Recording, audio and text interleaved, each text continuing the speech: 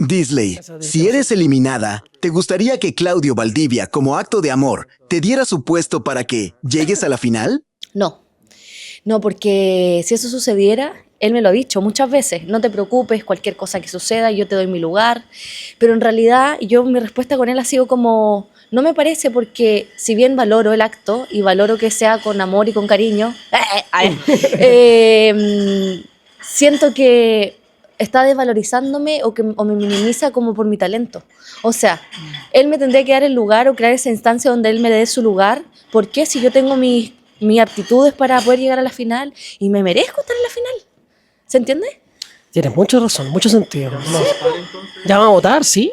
Sí, por supuesto. Los invito a votar por mí, por sus favoritos. En este caso, se los pido, los necesitamos.